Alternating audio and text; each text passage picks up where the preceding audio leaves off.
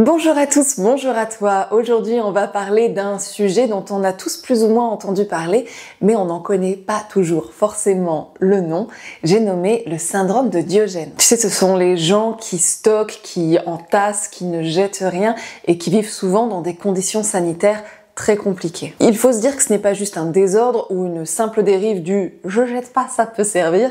En réalité, c'est un trouble complexe qui mérite qu'on s'y attarde. Alors tu verras, dans cette vidéo, on va faire deux parties. La première face caméra, où je vais t'expliquer 2-3 choses par rapport au syndrome de Diogène. Et en seconde partie, on ira sur un chantier avec Flo et Stéphanie, dont c'est le métier de désencombrer des maisons, de vider des maisons, de rendre des lieux à nouveau propres et habitables. Donc on verra un petit peu à quoi peut ressembler un intérieur d'une personne qui souffre du syndrome de Diogène. Âme sensible s'abstenir, si tu veux que regarder la première partie de cette vidéo, bah tu peux, parce qu'après on va rentrer quand même dans le vif du sujet et dans l'intimité de cette personne-là qui est atteinte de ce syndrome. Donc voilà, t'inquiète pas, je te dirai quand est-ce qu'on change de partie. Parfois, derrière le syndrome de Diogène, il y a un cri silencieux, une douleur que personne n'a entendue, une fracture intérieure que personne n'a soignée. Ce n'est pas juste quelqu'un qui vit dans le désordre, c'est quelqu'un qui a une vraie fracture intérieure, qui a été rejeté, oublié, trahi ou brisé, bref, il y a quelque chose dedans qui n'est pas du tout ok et qui est mal vécu. Ça peut être aussi la perte d'un pilier, d'un amour, de quelque chose qui était important et cette personne-là n'a pas su comment survivre à ça autrement. En fait, c'est une stratégie de survie. Alors, laisser s'accumuler des déchets, des objets, plein de babioles, c'est pas de l'indifférence, c'est simplement une manière de se protéger, de se rassurer, d'être sécurisé. Et ça peut aussi être une forme de barrière avec un monde extérieur devenu hostile ou pas rassurant. Donc en gros, quand on parle d'un syndrome de Diogène, il faut pas parler d'une indifférence, de quelqu'un qui se fout de tout, de quelqu'un qui, voilà, a laissé tomber. Non, faut parler d'une souffrance, de quelque chose qui est actif à l'intérieur et on en voit le symptôme, on voit Diogène, on voit cette accumulation, c'est un symptôme. On peut commencer par se demander, est-ce qu'il y a un profil type de Diogène? La première réponse, ça va être non, de prime abord, non, il n'y a pas une tête à Diogène. D'ailleurs, tu peux croiser des gens dans la rue qui en souffrent et sur eux, ça ne se voit pas du tout.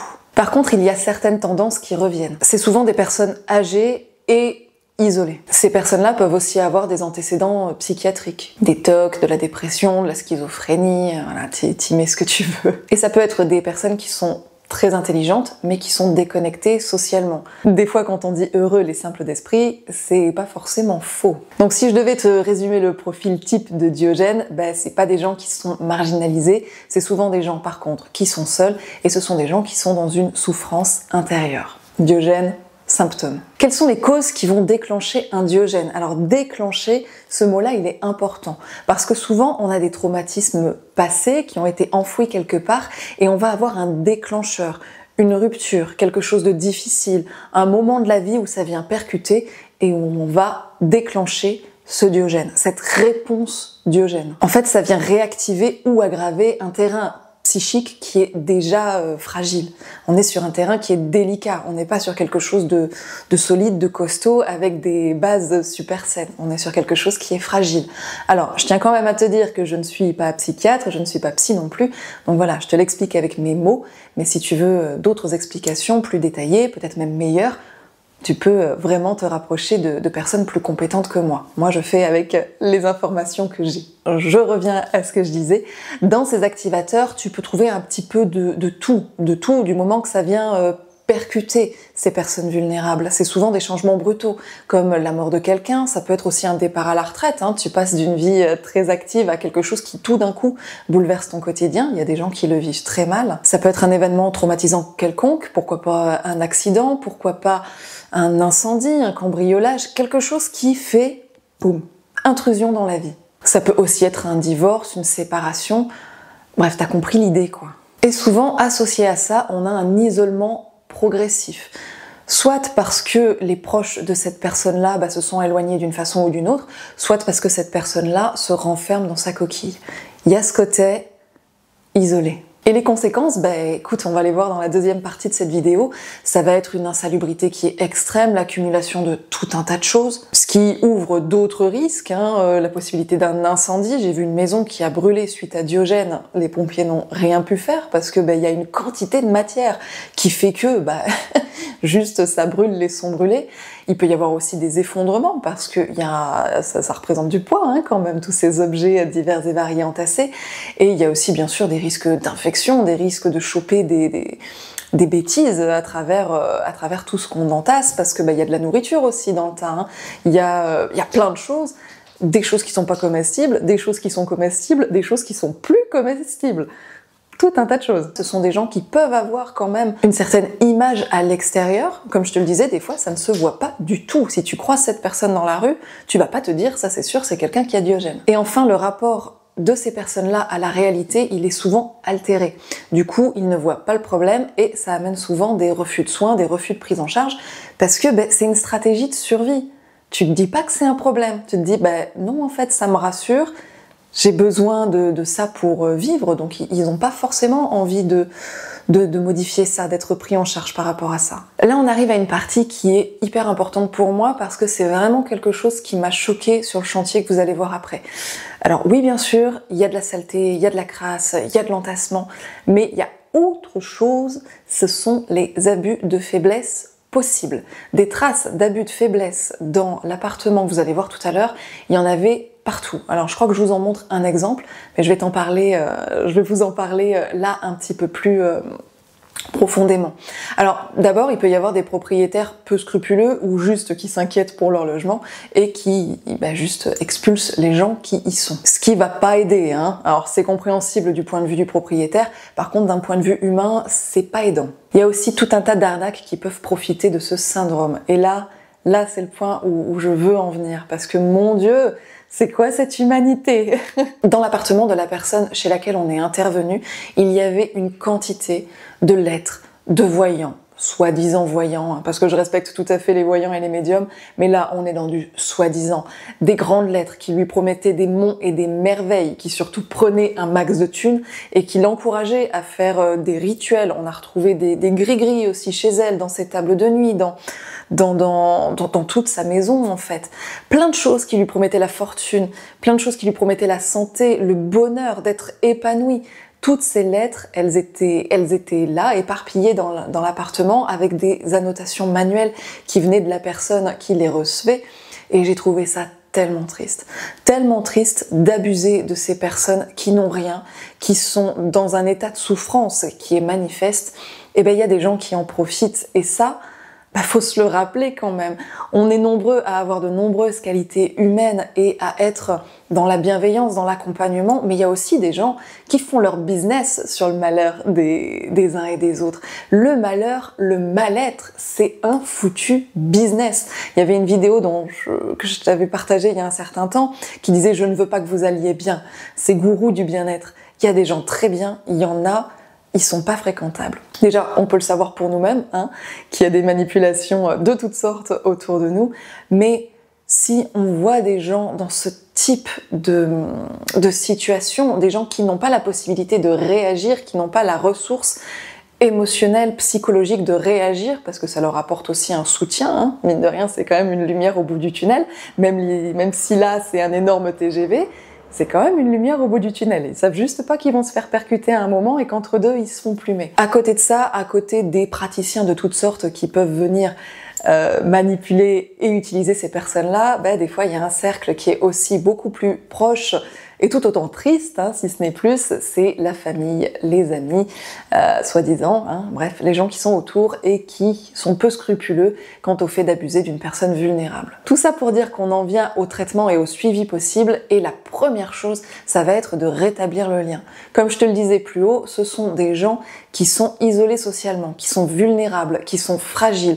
Ils ont besoin de recréer du lien pour reprendre pied dans une réalité. Ensuite, ça va être une prise en charge qui est multidisciplinaire. manière. Il y a le côté psychiatrique, il y a le besoin de recréer un espace de vie qui est sain, tout simplement. Donc il peut y avoir des aides à domicile, il peut y avoir des interventions comme l'intervention que tu vas voir juste après, l'intervention de gens comme Flo, qui viennent rendre habitable un lieu de vie qui ne l'est plus. Et tu peux aussi bien sûr avoir des aides sociales, il y a des mises sous tutelle parfois qui sont possibles et nécessaires, ou sous curatelle, je sais plus exactement comment ça s'appelle, mais en gros des gens qui sont là pour gérer la vie de ces personnes et leur apporter la lucidité, l'ancrage que eux ils n'ont plus forcément. Donc il n'y a pas de solution miracle, mais il y a plein de petites solutions qui peuvent accompagner ces personnes vers un mieux, vers un vivable. En gros là-dedans, ce qu'on va chercher, c'est vraiment recréer du lien, rompre l'isolement social et essayer d'offrir à nouveau un cadre de vie qui est sain. Donc ce que je te propose maintenant, c'est de passer à la deuxième partie de cette vidéo. On va rejoindre Flo et Stéphanie sur un chantier sur lequel on était il y a quelques mois maintenant. Et tu vas découvrir ce que c'est qu'une maison occupée par quelqu'un qui a le syndrome de Diogène. Prête? Ouais, et toi? Pour une belle découverte. Mais écoute. Ouais, t'as l'habitude, toi, c'est moins impressionnant. Ah, moi j'ai l'habitude. Je suis monté voir pour moi. Ah ouais? Je pense qu'on va passer une belle journée. Au niveau vaccin, t'es à jour? Toutes les maladies graves ou rares, t'es... ouais? Non. Non? Ah. Du coup, là, l'objectif, si on a bien compris, c'est de remplir cette benne qui est juste derrière toi, là. Voilà. Alors, l'objectif, c'est de vider l'appartement. À moi d'avoir jugé au mieux la taille de la benne pour pas en prendre une trop petite. Parce que ça, concrètement, ça peut être trop petit. Le week-end dernier, on a fait une maison où je pensais que ça suffisait. Il en a fait une deuxième comme ça. Les deux sont pleines, mon camion est plein et j'ai rempli 2 remorques en plus. D'accord, mais là on est dans un appartement. C'est subjectif. J'ai déjà rempli 2 bennes dans un appartement. Ok. Et on peut tout à fait remplir 25 mètres cubes dans un appartement, c'est du déjà fait. 4 tonnes 2 dans un appartement avec 2 chambres. Ok. Tenez mademoiselle. On a les EPI, les surchaussures. Et là, c'est pas la glace.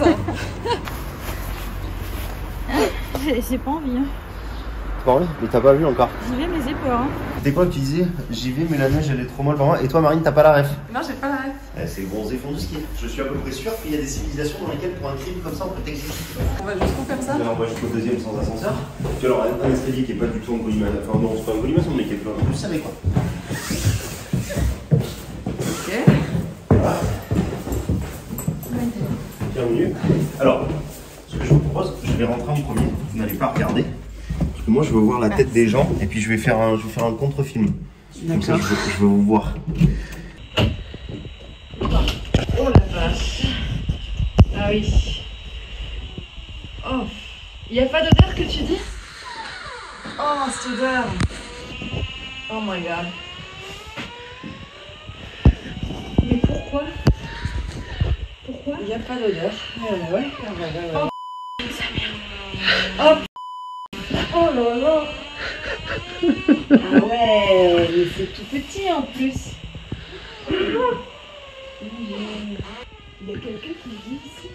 Oui, c'est le principe même du boulot, quoi. Mais je veux dire, c'est habité. Mais la rallonge est encore branchée. Oh là là là là, l'odeur. On va perdre ta femme. Je sais pas, moi je sens rien alors. Petit détail croustillant. Ah ouais. C'est quoi Ouais. les traces là sur la... Tu veux quelle trace? Celle-là, là. Ah mais alors attends, je pense qu'il y a un détail auquel vous n'avez pas fait attention, chère madame. Ouais. C'est l'état du sol. Tu veux voir des traces? Regarde l'état du sol. Oh dude. Oh, ben va voir l'état des chiottes. Hein. Et si tu veux savoir ce que c'est au sol, c'est ce qui a débordé de là-bas. Non. Si, il y a- Ça, c'est les toilettes qui ont débordé, Mais t'es en c'est train de pas me les- dire? Alors c'est pas les toilettes qui ont débordé, c'est quelqu'un qui manque d'hygiène et qui me promène son caca dans la maison. Et tu me dis ça en toute tranquillité, quoi. Bah moi je vais pas me Va voir l'état formaliser. des chiottes. Hein. Je les ai vus, Tu as vu l'état des toilettes? J'ai vu l'état des toilettes, oui, mais on va montrer de plus près. Oh mon dieu. Ah non, j'avais pas fait de près. Oh là là. Mais c'est du Nesquik, non? Ouais, je pense qu'ils ont vidé le café là, il faut le voir comme ça. Puis tu vois qu'à l'état de la douche, elle est utilisée couramment. Oui. Et puis C'est pas la journée qu'on me passe, c'est 2 heures grand max. Moi, c'est un non, c'est pas possible. Hein. elle le vit pas bien. Je crois qu'elle le vit pas très bien. Elle est, Le miroir, il est presque propre. elle est sensible. Waouh. Mais comment tu peux vivre là-dedans? Il y a de la vaisselle par terre. Il y a de la vaisselle par C'est pas ce terre. que je choque le plus, hein, j'ai envie de te dire. Ouais, non mais ça fait partie Ouais, quand puis ça même. cuisine au beurre a priori. Voilà. En fait, là concrètement, il faut faire quoi? Faut tout Alors là, Mais c'est à moi, c'est mes affaires. Mais les mets pas là. Et tu veux que je les mette où? En lévitation. Là, tu vois, le meilleur ami du chantier, c'est ce sac poubelle. On va tout mettre en sac, on va tout vider, sortir tous les meubles. On va mettre l'appartement à nu comme si personne n'y habitait. Et de là, on va voir ce qu'on fait, parce que de toute façon, cet appartement est à refaire. Mais il est possible qu'il faille quand même faire du nettoyage, puisque tu as des artisans qui refusent d'intervenir, suivant l'état, bien sûr. Mais la personne qui vit là, Alors la personne... My God, quoi. La porte d'entrée, la porte d'entrée, elle fait rêver. Hein. Et si vous cherchez ce que c'est la couleur sur la porte d'entrée, je peux vous... Non, mais non. Non, mais laisse ça tomber le peut doute. pas être la c'est même pas chose, franchement. Bien sûr que si. Mais comment Mais tu comment peux mettre des Parce que t'en as sur les mains. Oh, dude. Parce Non, que mais t'en quand as- ça t'en- coule, c'est plus que t'en as sur les mains. T'en as sur les vêtements. Non, mais là, là si, il n'y a pas de doute sur ce que c'est, quoi. Mais au Enfin, sol, c'est quoi au départ? Parce qu'on sait même pas. Hein. Au sol, c'est un lino gris au départ. Ok, je te crois. Et c'est là qu'on va voir si derrière, on fait un bout de ménage. Mais Tu ça, peux rattraper ça? bien sûr. Bah oui. Je pense, voilà, on va voir. Ah, j'ai une question. Il est plat? Ah, mais ça, c'est... Ah, petit plaisir. Alors là, par frigo. contre, moi je vous le laisse. Hein, parce Non, que- non, Non, reste mais ici. prête, mais celui-là.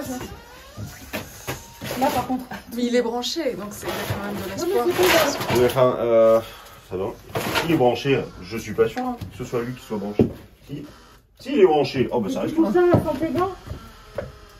C'est dégueulasse. Qu'est-ce qui va se passer? Ouais, c'est dégueulasse. Oh là là, Oh. quand même. Hein. Oh là Tu veux voir là. les dates? Non, c'est les dates. C'est les Oh dates. là là. Et, Les dates, pas le fruit, hein, les dates. les dates, on est sur. Touche pas. Mais si, touche, ça risque rien. Date courte. Ah, c'est pas bon signe. Bon, l'odeur est un peu. Oh, tiens, ça a rendu long. J'ai même pas la date de péremption là-dessus. À consommer Oui. de. Mais où? Non, 26/11/2024, ça fait que 3 mois, ça va. Ça va, On franchement. savait pas pour vous famille, dites-le. C'est des médocs. Ah oui, elles ont commencé à changer de couleur. C'est pour faire de la vodka, c'est de l'alcool de betterave là. Tu laisses fermenter encore quelques jours et puis. Évidemment. Non, c'est pas la vodka. Non, c'est quoi l'alcool de patate la vodka? C'est quoi l'alcool de On betterave? s'en fout. Ouais. Bon ben voilà le challenge quoi. Oh, il y a des mars, ça c'est cool. On pourra faire un break à 10h. Un mars et ça repart, je suis sûr que c'est encore bon. Pas la date? Pas la date? Eh, septembre 2025. Oh, quelle 4 heures. On va pas bouffer ça. Ça va On va pas pas bouffer ça. pour la vidéo? Non, je vais pas risquer de m'empoisonner, c'est une blague. Respire. Elle est pas bien la stagiaire. La question que tout le monde se pose, Oui. c'est que la personne donc, Oui. vit ici. Vivez. Alors là pour Vivez, le coup, donc elle là ne- pour le coup, elle vient de partir en structure adaptée pour l'accueillir parce que problème d'autonomie qui paraît évident au vu de l'hygiène et de l'état global de l'appartement. C'est de l'autonomie, c'est du Diogène, c'est les deux. Alors là c'est un ah ben là il y a un syndrome de Diogène hein. C'est quand tu commences à accumuler et à plus jamais ranger chez toi. Ouais. C'est-à-dire que la phase avant c'est bordélique. Non, là il y a plus de doute. Il n'y a pas de doute. C'est apparenté à Diogène, mais après des Diogènes, alors attention, je suis pas psy, j'ai pas fait de grandes études, on soit bien d'accord. Mais Diogène, il y en a plusieurs. T'as le Diogène bordélique, t'as le Diogène accumulateur compulsif, c'est-à-dire que c'est rangé, par contre il y a de tout, et en grande quantité, et ça ne servira jamais. Et puis après, t'as les Diogènes avec les problèmes d'hygiène, là on le retrouve un peu, si vous voyez ce que je veux dire. D'accord, ok. Voilà. Donc là, la personne est partie en structure. Donc en fait, parce que je me disais ça aussi, il y a beaucoup d'effets personnels. Alors, Mais il tout faut ça, savoir que faut dans la les- mission là, qu'il y a, donc on va virer tout ce qui n'a malheureusement plus d'intérêt. Hein. Je veux dire, les vêtements, elle en a des neufs, la bouffe, elle va pas l'amener. On va quand même s'atteler, à trouver tout ce qui peut être bijoux, photos, papier d'identité, papier personnel. Et ça, c'est rendu à la personne qui gère le dossier. D'accord. On jette ce qui est évidemment bon pour mettre à la poubelle, hein, le matelas, voilà. Le mobilier n'a strictement aucune valeur et il n'y a pas de structure qui vont prendre un mobilier qui a été complètement laissé dans le caca, c'est le cas de le dire, vous voyez. C'est pas, voilà. Même Emmaüs ne viendrait pas les chercher et je les comprends complètement. Je leur donne du meuble quand il est de qualité, mais là on va pas s'y risquer. Et après, c'est trouver s'il y en a, hein, parce qu'il y a des maisons où il y a rien, mais s'il y a des effets personnels, des bijoux et des photos, on les rend à la famille ou au tuteur suivant le cas. Ok. Et là, l'objectif c'est de pouvoir restituer l'appartement au propriétaire pour qu'il puisse le relouer. Ok. Bah, il n'y a plus qu'à alors. Il va peut-être falloir quelques travaux. Tu peux pas allumer la lumière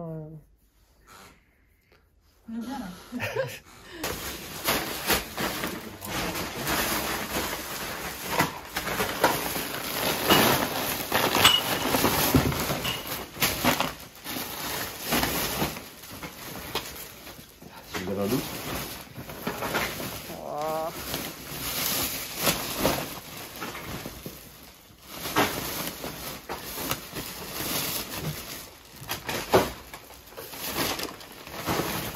Tu vois tout ce qui est alimentaire qui est stocké pour rien. Oui. Tout ce qui est médical, alors là c'est de l'homéo, machin et tout, mais il y a énormément de choses qui sont stockées pour rien. Donc il y a une perte d'argent pour la personne. C'est aussi pour ça qu'elle est mise dans une structure adaptée, parce qu'elle achète 18 000 trucs qui ne servent pas, qu'elle laisse pourrir au milieu de son bazar. C'est de l'achat compulsif. Mais c'est aussi lié à Diogène, ce genre de choses? Alors je le redis, moi j'ai pas fait d'études de psychologie, hein. J'ai fait de la psychologie de comptoir, ça c'est facile, mais en général c'est ce que tu retrouves, c'est de la collectionnite aiguë, mais de trucs qui n'ont pas de sens quoi. Ou alors c'est de l'achat et puis c'est oublié, donc on en rachète, donc on en rachète, donc on en rachète, et on accumule des stocks de choses qu'il n'y a pas besoin quoi. Et qui sont malheureusement, tu n'en feras rien, puisqu'aujourd'hui tu ne peux pas fournir ça à... Tu peux le ramener à une parapharmacie, mais ils en font rien. Tu peux pas l'amener, tout ce qui est nourriture, tu peux pas l'amener à Emmaüs, pas Emmaüs, au Resto du Cœur, pardon. Bah parce que pareil, hein, les dates sont utiles, parce que c'est des produits qui prennent pas, parce que malheureusement c'est de la perte pure quoi. Total, ouais. Donc on est, quand c'est du gaspillage, c'est bien triste, mais c'est comme ça quoi. Je vais commencer à faire des sacs, parce qu'on va pouvoir prendre. Vas-y si tu veux. Si je te mets dedans. 150 litres. Tu passes? Jusque là. Donc qu'on fasse de la course en sac, il y a beaucoup d'obstacles. C'est clair. C'est vrai, t'as de l'huile de noix, t'as tellement... Oui, t'as de l'huile de noix. Le problème, c'est que de l'huile de noix, elle paie 50 centilitres. Et puis, c'est pas de la... Ça vient de Chavagnac. Enfin, je veux dire, c'est un truc artisanal. C'est même pas... Voilà. Elle est valable jusqu'au 5 mars 2025. Fin de l'histoire. Sauf que c'est des fioles qui doivent avoir un certain prix. Tu vois, on l'a pas là-dessus. Je pense, hein. Ça doit... Ben oui, mais regarde, t'en as 2 bouteilles. J'en ai vu une autre. Il y en a une là, il y en a une dans la salle de bain. Ouais, voilà. Donc, t'as 4. 2 dans la salle de bain. Donc, déjà, t'es à 4 bouteilles non entamées et périmées. Vache. Mais C'est fou parce que c'est des bons produits en fait, vraiment quoi. Ben là, pour le coup, c'est des bons produits, mais... Et même ça, hein, tous ces trucs de régime diététique, les infusions, ça coûte la peau. ça coûte très très cher. Oui, pardon. Et oui, c'est tout public. Ça coûte très très cher. T'inquiète pas, je mettrai un bip, hein. Non, mais voilà. Et tu vas voir que... Enfin voilà, c'est à tous les niveaux. Ah, des kiwis! Voilà. Je vais prendre vraiment. Tu voulais des maths, Flo? Parce que franchement, j'en ai une tonne, hein. Ouais, et il tient une camp. Et ils sont quand Papa! On s'entend pas pour Non! Ça doit être super satisfaisant en fait, quand tu débarrasses tout ça, de voir ton avant-après. Ah, c'est complètement ça. Bah, c'est la petite fierté personnelle, parce que ça n'apporte rien de plus réellement. La mission, elle est de vider. Franchement, elle est trop chelou. Elle est mignonne. Non, c'est pas chelou, c'est... Elle est trop... Chou. Chou, tout simplement. Ouais, parce que chelou, c'est louche. Hein. Non, mais regarde comme elle est mignonne. Elle est mignonne. Oh, mais c'est collé quoi. Donc oui, je disais, c'est quand même vachement triste. Oh, C'est-à-dire oui, que des gens vivent là-dedans, quoi. Complètement. Du coup, on vient de trouver ça. Ça aussi, si vous voulez faire un petit arrêt sur image. Oui. Pardon. Non, je crois que ça va arrêter. Non, non, je suis toujours sur la voyante qui lui dit qu'elle a prié pour elle et machin. Alors, il faut ça... Mais alors, Voilà. souvent, il y a des gens qui... Pardon. C'est pas grave, de toute façon. Il y a aussi ce pendant-là, c'est tout ce qui est personnes sous influence et les abus de faiblesse. On n'a pas idée, et les gens sont pourris comme du fumier. Moi, dans mon métier, je vois des situations, c'est vraiment... C'est-à-dire du style... Tu perdrais foi en l'humain. Eh ben, du style, dans les derniers cas que j'ai eu une dame, alors pas psychologiquement pas forte, et qui a été abusée par un monsieur qui s'est improvisé gestionnaire de patrimoine, et qui lui gère ses affaires, mais qui de temps en temps lui demande sa carte bleue pour aller retirer de l'argent. Oh vache. Et ça, il y en a plus qu'on ne le croit, ou même dans les familles, hein, des gens qui se disent là pour intervenir pour les intérêts de la tante, et puis qui en profitent pour s'acheter du mobilier, des voitures, voilà, on voit de tout. On voit de tout. Après, il y a des gens qui sont très bien aussi, hein, je ne généralise pas. Mais tu t'aperçois qu'il y a quand même une partie de l'humain qui est quand même un peu pourrie, quoi.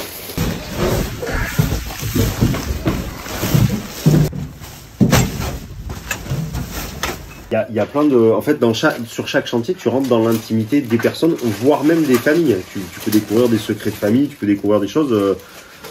Enfin, voilà. Moi, j'ai trouvé des courriers de gens, d'une femme qui écrivait à son mari qu'elle en avait marre qu'il le batte. Et c'est du courrier que tu trouves planqué dans une étagère. Qu'est-ce que j'ai trouvé? J'ai trouvé des courriers, alors chez un monsieur un peu âgé, sa femme, elle avait été condamnée en 45 pour acte de collaboration et de trahison à l'État. Et tu avais la mise en exécution, pas en exécution, la mise en... Je sais plus comment ça s'appelle, là. Bref, le courrier qui disait qu'elle était gentiment condamnée. Et on trouve de tout. Et tu imagines bien que cette personne, si ça se trouve, à l'extérieur, parce que ça c'est possible aussi, elle était tout à fait normale. Donc là, tu rentres vraiment dans son intimité et tu découvres que cette personne, elle était dans un état à l'intérieur de chez elle, c'est même plus du délabrement, quoi. Mais tu le sais pas forcément à l'extérieur. Et voilà, donc tu rentres dans l'intimité des familles et il faut savoir voilà, prendre du recul et se dire que quelque part tu travailles pour la personne. Même si là, la première vidéo de te dire c'est ah, putain, c'est quelqu'un de dégueulasse. Non, pas forcément. Il y a une détresse psychologique, il y a une faiblesse et voilà. Faut pas juger. C'est le plus important. Enfin, à mon goût, quoi.